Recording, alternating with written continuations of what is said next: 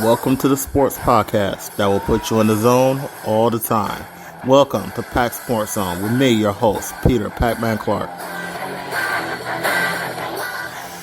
What's up? We're back and we're here again for another episode of Pac Sports Zone. And I'd like to say hello to all the fans and players of your new World Series champion Atlanta Braves as they were able to defeat the Houston Astros 4-2 on Tuesday night.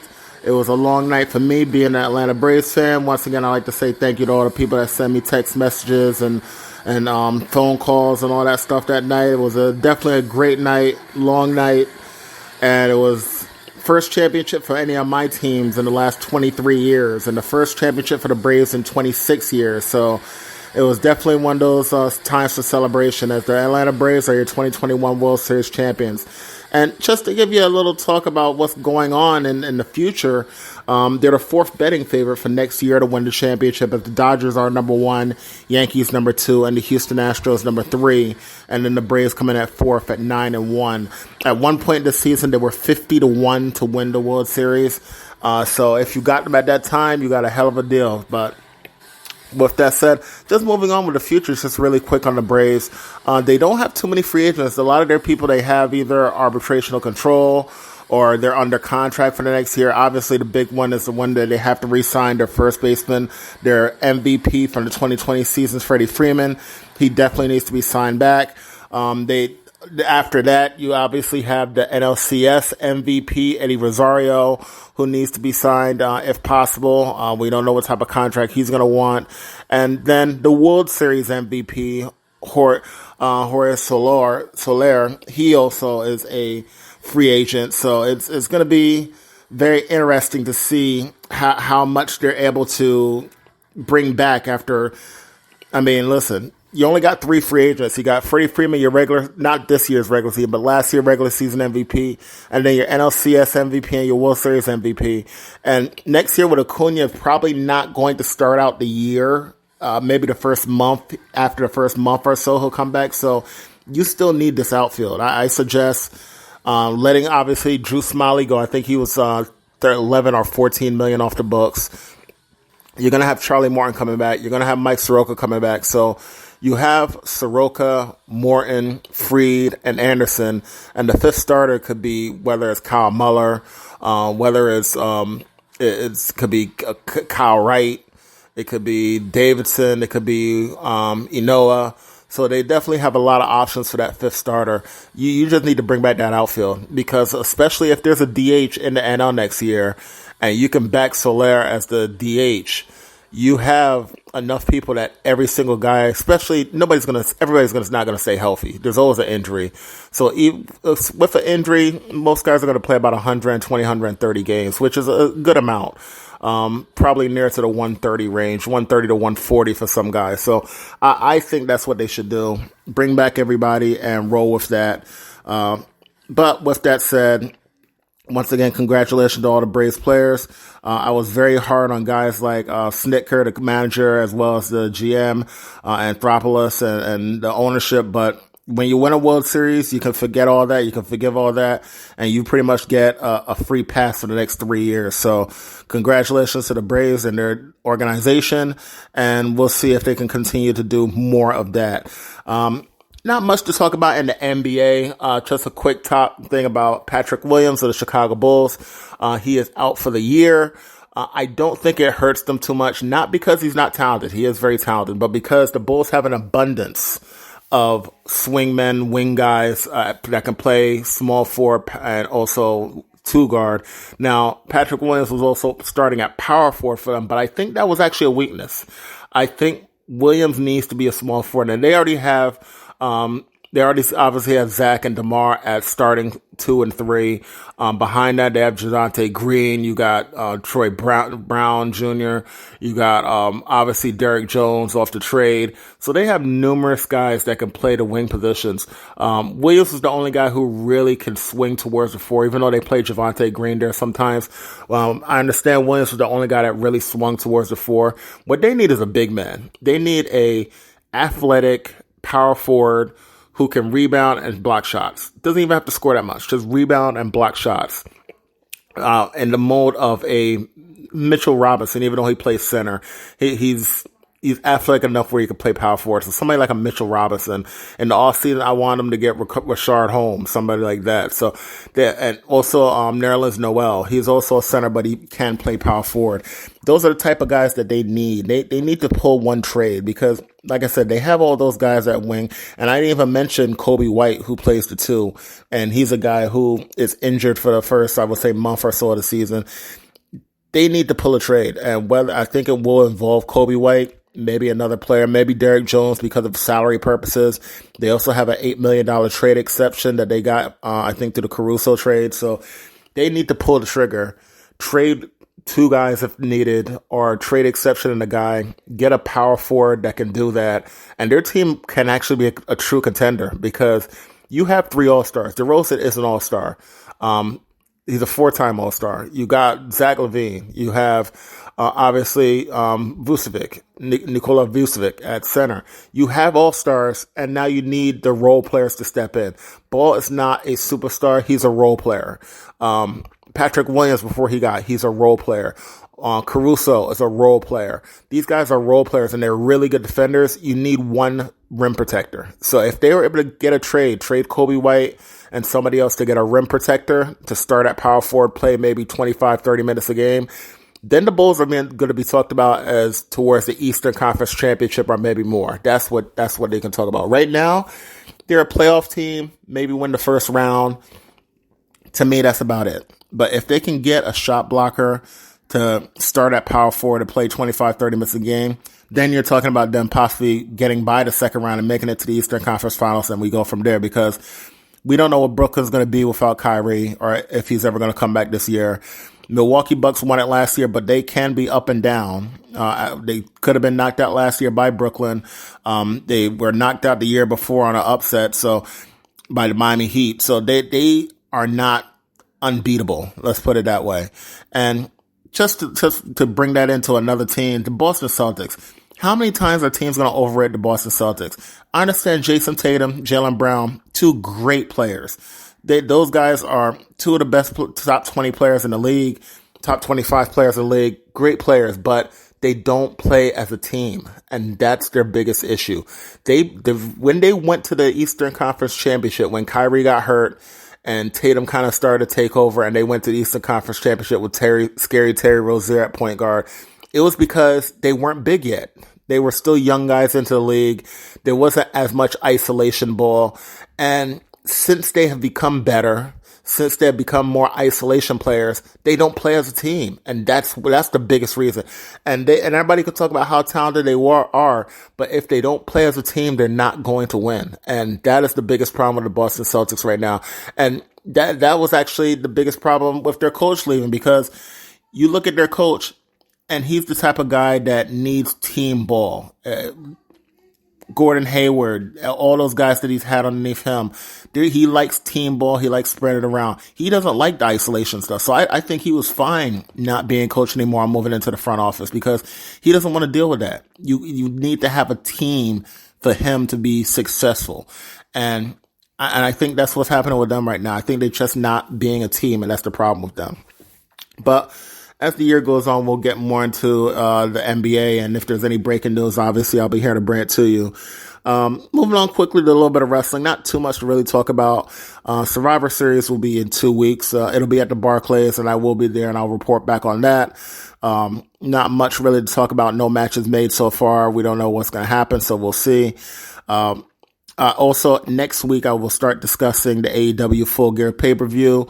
It was actually supposed to be this week, but it got pushed back because of Canelo Alvarez versus Caleb Plant. That will be this weekend on Saturday. And speaking of that, let's just get right into that. My prediction for the fight, I think Canelo wins it in probably 9 rounds, maybe 8. Now, obviously, Plant is the longer guy. He has a reach advantage, but that's never bothered Canelo in the past. He's fought taller guys. He's fought guys with longer reaches, and it kind of actually helps him because he's able to get inside, get underneath the longness, this reach, and go to the body, which is what helps him the most. That's been the biggest thing for Canelo, is going to the body, wearing his opponent down. And Plant, he doesn't have enough power to keep him off. If you have enough power to stop Canelo from diving in then I'll take it seriously. If you don't have the power to stop Canelo from diving in and going to your body, then you really don't have a chance. And that's why, despite boxing people making a lot of jokes about Gennady Golovkin right now, he is the last guy that legitimately, in my mind, beat Canelo, or at least gave Canelo a struggle. Because since then, I mean, he hasn't really fought guys that can really knock him out, other than Kovalev. Kovalev was legit. He could have knocked him out, and that was a good fight. He put Kovalev to sleep, and that was it. But he hasn't really fought too many guys that can really bother him, whether it was Smith or whether it was one of the European guys. He hasn't really been challenged. So I don't know if he ever will be. Who knows, depending on who he wants to fight in 4 fights next year. I'm assuming those 4 fights will be February, May, September, December, but who knows? I mean, point is that I just don't know if he's going to fight any more big time fights that it's ever going to be even a 60-40 split, as in who's going to win. Most of his fights right now are a 75-25 or 80-20 guy. Is like the other guy really doesn't have a shot. So I think that's kind of the situation when here, despite Plant being undefeated, I don't think he has the power to keep him off. And I think you need power to stop Canelo from diving into your body and pounding your body until you finally submit. And that's pretty much my prediction on that. So I think that eventually Plant will wear down around the 8th round, 9th round, and the match, he's finally going to eventually hit the mat, and that match will be done.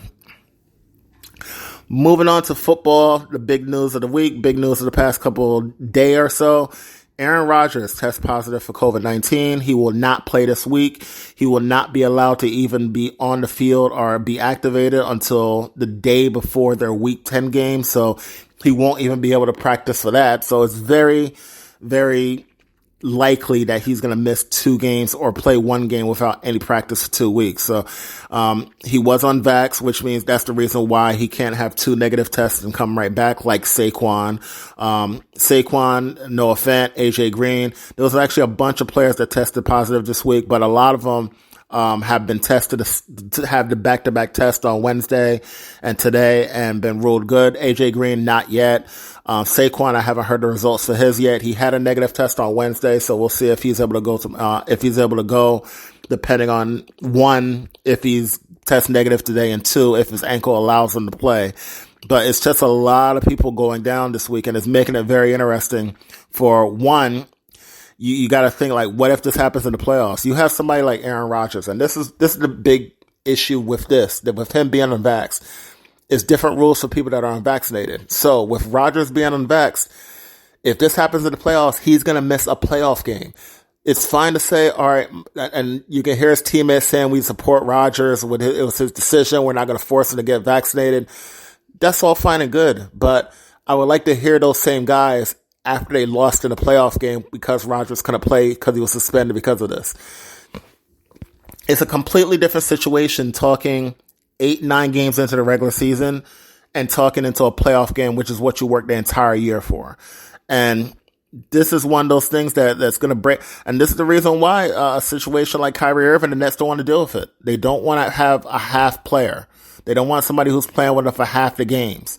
And if Aaron Rodgers is going to have this happen during the playoffs, it's going to raise hell with a lot of people. The fans won't want him back in Green Bay. I can tell you that right now. If he costs them a playoff game, they're going to yell for him to just trade him. They will. I guarantee you it. So it's one of those situations where, you know what? Football has been a little bit more lenient. They haven't really cracked down on these things, and that's the reason we're kind of waiting to see if Rodgers is even going to get suspended or Packers will get fined, because they treated him as a vaccinated player. That he didn't have to wear masks in press conferences. You can see him walking around the field. There was no problem. The rules are different for vaccinated and unvaccinated in the NFL and in a lot of places. So it's going to be interesting to see what ends up happening. We'll see if he ends up getting suspended for another week or what fine or maybe draft picks will be taken from the Green Bay Packers for not holding them to a certain standard. But with that said, it's going to be an interesting week. And Definitely pay attention to your fantasy teams because they can really kill you. As I'm pretty sure a lot of you guys that had Aaron Rodgers didn't have Jordan Love on your team, so you probably lost him in the waiver wire. So, sorry, Dre, for that. But moving on to the NFL picks this week as we start week 9 of the NFL. Starting with the game tonight, New York Jets at the Indianapolis Colts. Even though the Jets are 2-5 and the Colts are 3-5, both of them have not been played as bad as their record. Now, some games the Jets have. The Jets are just up and down. They have beaten 2 divisional leaders in Cincinnati Bengals and the Tennessee Titans at home. They still don't play well on the road. They haven't won a game on the road. Colts were playing well. They almost beat Tennessee last week, lost in overtime. This game is in Indianapolis. I think Colts win it pretty handily. I think they win it by a touchdown. I'm not sure what the spread is, but depending on what it is, I think the Colts win this one by a touchdown. Moving on to the Sunday list of games, the Atlanta Falcons at the New Orleans Saints. They will not have Jameis Winston as he is out for the year with a torn ACL. Just horrible news for him as he was trying to really secure a long-term spot as the starting quarterback of the Saints, and that really destroys them. Right now we're seeing if Taysom Hill will be the starter. It all depends on if he's able to practice, as haven't gotten the results on if he practiced today. He was very, very limited yesterday. So we'll see if he's able to get out there. Either way, honestly, I won't say either way, because the Falcons are just a bad team right now. Calvin Ridley taking time off for mental health, and he will be gone for who knows how long. With him gone, you pretty much got Kyle Pitts and a bunch of no-name wide receivers. Obviously, if you study the game, you know Justin Gage is there, but they really don't have any wide receivers there. So it's going to be really tough for the Falcons to win that game. So whether it's Taysom Hill, whether it's Trevius Simeon at quarterback for the Saints, I got the Saints winning that game against the Falcons. And I wouldn't even say by a touchdown. I would say probably 4 points. Broncos and the Cowboys. Looks like Dak will be back. He's practicing fully right now. Denver seems to be about red. They sold off one piece, but as Von Miller was traded away to the LA Rams. So it looks like they don't believe that they're really a playoff team. Cowboys are gearing up. They're trying to actually be a number 1 seed. Cowboys win this game by, I would say, 6-7 points. Moving on to the next game, the New England Patriots to the Carolina Panthers. This is an interesting game because Christian McCaffrey comes back. He practiced a very little bit yesterday, but he technically hasn't been taken off IR yet, so they don't have to say how much he really practiced.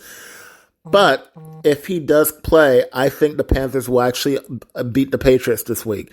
If he does not play, it'll be a close game. I think the Patriots win the game by somewhere between 4 to 7 points. Minnesota Vikings, who have been playing horrible this year at the Baltimore Ravens. I'm just going to go Ravens to win this game just because at this point right now, Minnesota Vikings are not giving you a reason to show them any respect. So I'm just going to go to Ravens to win that game at home. Cleveland, speaking of messes though, the Cleveland Browns are a mess right now. Odell has been excused from practice for the past 2 days. It looks like his career with the Cleveland Browns is over. It looks like they're just trying to negotiate in terms of his contract, how much he'll get. And I think he'll eventually be released. If not, he definitely will be traded in the offseason, but I don't know what they're going to do. They're either going to release him and pay him a certain amount of his money, or they're going to trade him in the offseason for a very low round pick. They play against the Cincinnati Bengals, who are, despite losing last week, they've really surprised me and played well. At this point right now, the way the NFL is, you would say Cleveland probably wins this game, but I'm going to go with the logical pick, which is the Cincinnati Bengals. They're at home, they're playing well, and they're just a half a game behind Baltimore for the division lead. So I think if they want to keep up there with Baltimore, they have to win this game. If they lose this game, they're moving right into the middle of the pack, and it's putting their playoff hopes in doubt. So I'm going to go with Cincinnati to hold on to their playoff hopes and win this game against the Cleveland Browns. Whoever loses that game is definitely on the bubble for making the playoffs, especially the Cleveland Browns. They can't start out 4-5 and expect to be in the playoffs, so it's going to be a very tough uphill battle for them if they lose that game. Buffalo Bills at the Jacksonville Jaguars. I don't expect Jacksonville to win too much this year. They maybe win one more time for the rest of the year unless Trevor Lawrence really just ramps up his game and progresses very, very quickly. Buffalo Bills win this game. I don't think it'll be close. I think it'll be over 10 points, probably over 14. But I got Buffalo winning it pretty easily. Moving on to the Texans versus the Dolphins. The Texans will be right there battling with the Jacksonville Jaguars for one of the worst records in the league. I think the Texans may win that because I don't know if they'll win another game for the rest of this year. We'll see if Tyrod Taylor comes back, if he'll be able to spark them. But right now, they're just a horrible team. And despite the Dolphins being 1-7, they're better than their 1-7 record indicates. Obviously, they didn't have Tua for 3-4 weeks during the season, but I think that they play much better with him. And I think that the Dolphins will win this game in probably a 4-point game, even at home. So it's going to be a close game, but I think the Dolphins will pull it out in the end. Las Vegas Raiders at the New York Giants. Giants are pretty much a game from breaking down. You can see that they are very close to just scrapping everything right now. They're just playing very bad. They're losing games badly. And the Raiders are still fighting, despite when they fired Gruden, I thought they would have broken apart. They have not broken apart. They've actually come together and they've played very well. So I've got to say that the Raiders are really giving a challenge towards the top teams in the AFC West, and they really look like they may be a contender, despite the loss of their coach. Giants, nothing at all, looking for another top 5 pick. Obviously, they'll have 2 first-round picks. Not a great year to really get a quarterback, so it's not the best type of situation for them. They need a lot of things. In my opinion, for the Giants, they need an inside linebacker. They need a pass rusher on defense. And then on offense, they need to get a quarterback. Daniel Jones is not the answer. He's too inconsistent. He makes bad decisions. And despite his fantasy numbers looking good, or maybe his regular numbers looking good in the year, numbers may not lie, but they don't tell the whole truth. Daniel Jones is not playing well. And it's not because...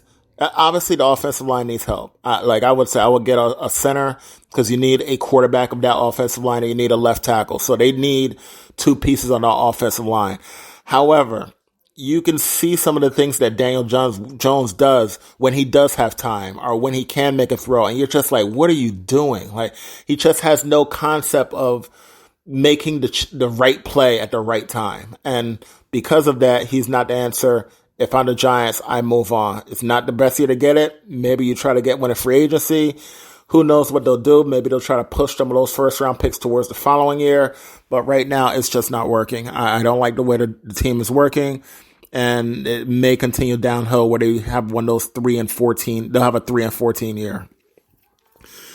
Los Angeles Chargers at the Eagles. This is a very important game for the Chargers because they started out so hot.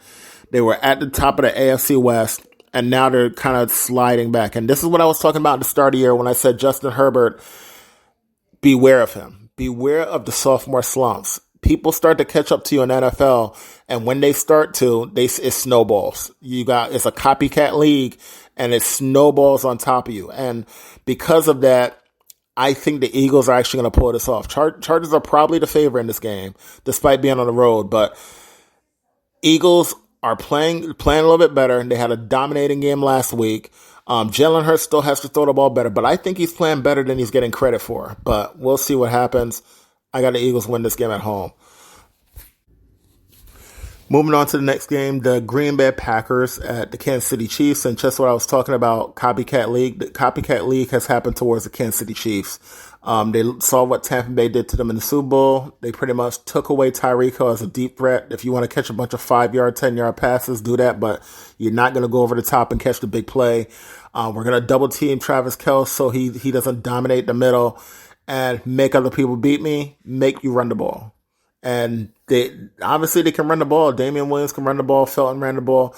But the Giants almost beat them. And that tells you a lot right there. That they're not committed to the run. If they are committed to the run, they will run the ball for 5 yards a carry and win the game. But they are not committed to the run. And people are starting to figure out Patrick Mahomes because if you look at his past couple years, there was a lot of dropped interceptions. There was a lot of tip balls. There was a lot of luck involved in a lot of things he did. Great arm talent, unbelievable player, but he gives you chances to beat him. And the opponents weren't taking advantage of those chances for the past 2 years. They are this year, and that's why they're 4-4. They actually should be 3-5. But With that said, they're going against a Packer team that doesn't have the starting quarterback in Aaron Rodgers, like I mentioned earlier. So they get a break. I think the Chiefs win this game. I think Jordan Love will play well. I do. He won't play spectacular. He can have, I would say, 250 yards, 1 to 2 touchdowns, maybe 1 to 2 interceptions.